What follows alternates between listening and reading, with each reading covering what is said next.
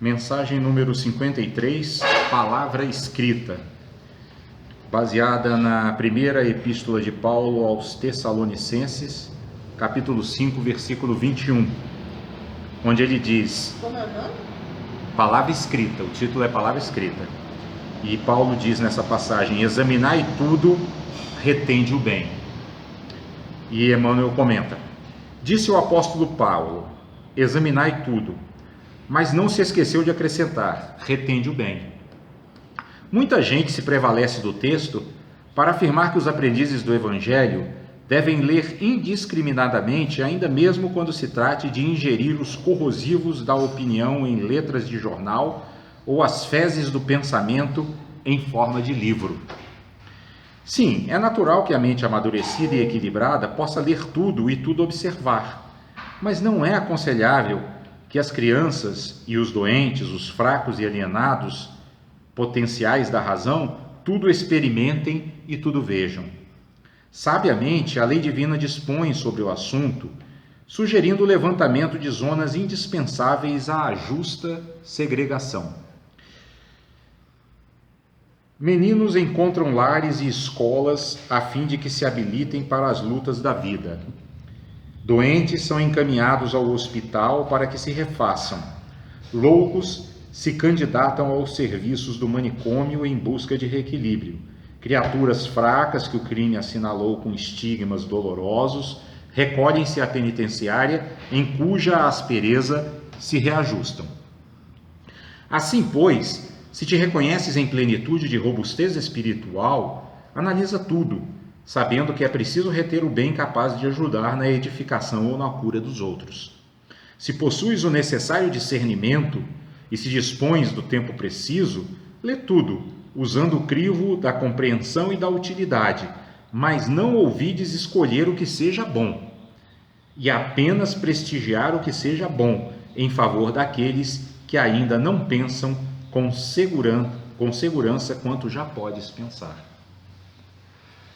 É muito interessante, né, esse comentário aqui que Emmanuel faz a respeito dessa passagem de Paulo, porque essa passagem de Paulo, ela é uma passagem muito interessante no sentido de que ela é antidogmática, né, quando ele diz examinai tudo, né, então ele fala para a gente não ter resistência a nada. Por quê? Porque as lições divinas, elas estão presentes em qualquer fenômeno da vida, porque se a gente entende, né, que Deus é onipresente, então, para qualquer lado que nós olharmos, estaremos vendo Deus. Porém, Emmanuel chama a atenção aqui no final da mensagem para esse fato, né, de que ele coloca as condições em que a gente pode examinar tudo. Né? Ele diz, se possuis o necessário discernimento e se dispões de tempo preciso, lê tudo. Né? Então, é preciso que a gente tenha um olhar de sabedoria já suficientemente desenvolvido para que a gente possa seguir essa recomendação de Paulo em plenitude, né? Por exemplo, um exemplo bem interessante é de pessoas que... eu li um livro, não sei se vocês tiveram a oportunidade de ler, um livro espírita que se chama Memórias de um Suicida, né?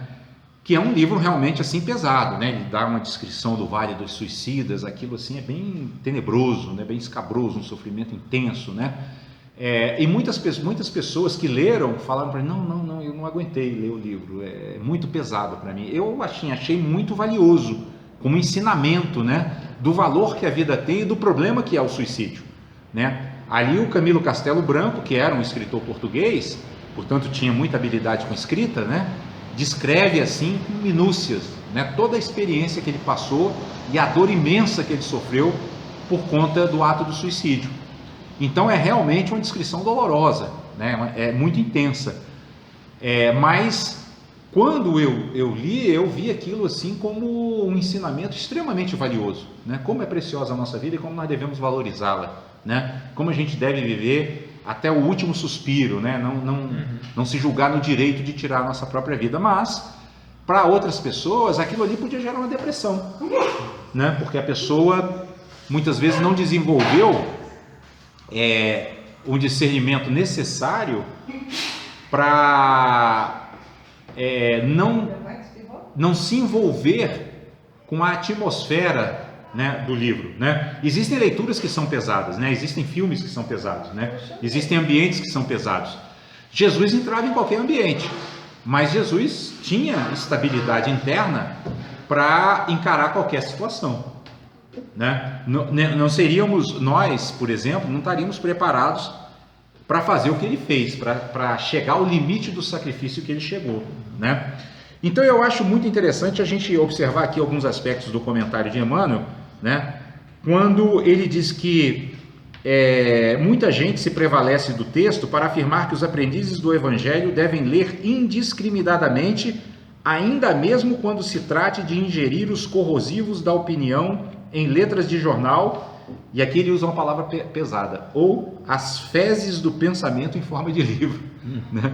Ou seja, fezes do pensamento está bem claro, né? Quer dizer, tem realmente determinadas formas de se escrever que são muito deletérias, né? Muito perniciosas, né? Que estimulam uma série de atitudes que são completamente opostas às atitudes que o Evangelho nos recomenda, né? Então ele diz assim, olha, é quase como se ele estivesse dizendo, embora Paulo fale para examinar tudo, né? Muitas vezes a gente pode ter maturidade suficiente para simplesmente lendo a orelha de um livro perceber assim, bom, isso aqui para o caminho que eu estou me propondo não vai me ajudar em nada, né?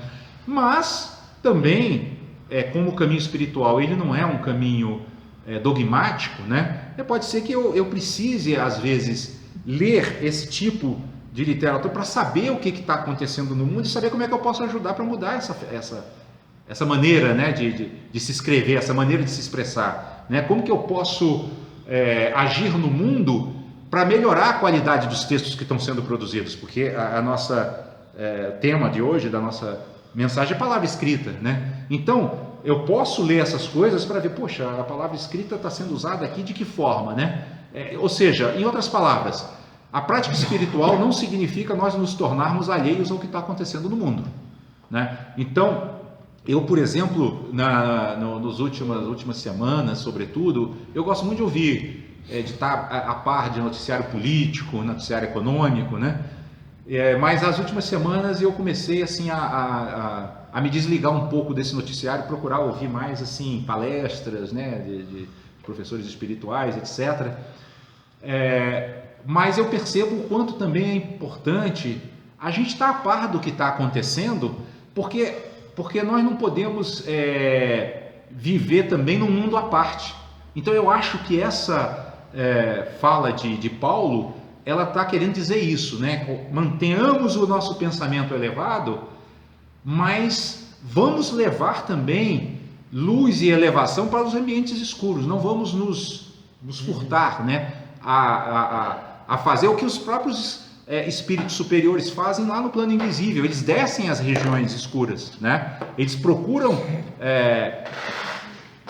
ir às regiões escuras para ajudar ao umbral, né, ao vale dos suicidas, mesmo quando eles não conseguem retirar os espíritos que ali estão em intensa aflição, eles pelo menos dão um passe, aliviam o sofrimento, né? Então nós não devemos de maneira nenhuma excluir nada como absolutamente indesejável, porque Jesus mesmo foi super criticado, porque ele ia na casa dos publicanos, ele conversava com as prostitutas, né? Ele entabulava conversa com os ladrões, porque ele falou, eu não vim para os sãos, eu vim para os doentes, né? Seria a mesma coisa que um médico também dizer assim, não, então eu não posso me contaminar, eu não vou te tratar. Porque você está doente, eu não vou me contaminar. Olha, que médico é esse? Né? Então eu acredito que a mensagem de Paulo, examinar e tudo, ela está dizendo isso, né? Que o coração verdadeiramente compassivo, ele não é indiferente a nada. Ele está sempre assim aberto a ajudar, seja onde for, né? Seja onde ele tiver que entrar. Mas Emmanuel chama a atenção que façamos isso com muita prudência e muita sabedoria, para que a gente realmente, ao entrar num texto, né, mais pesado, ou a entrar num ambiente mais pesado, a gente, ao invés de ser arrastado pelas energias pesadas que ali predominam, a gente, na verdade, contribua para purificá-las. Ou seja, que a gente seja uma luz, né? Que a gente seja como Jesus recomendou aos seus apóstolos, né? Que os apóstolos deveriam ser como o sal, Se o sal não salga, para que ele serve?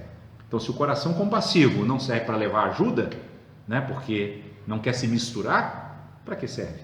Né? O coração compassivo é como Jesus, desceu lá das esferas luminosas para vir habitar um planeta de provas e expiações e sofrer bastante numa vida curta de 33 anos. Então é esse exemplo que a gente deve manter. Eu creio que o resumo da nossa mensagem é esse. Examinemos tudo, não neguemos nada, mas sempre com esse cuidado de tudo aquilo que nós examinarmos e tudo aquilo em que nós tocarmos fique melhor do que estava antes de nós lá chegarmos.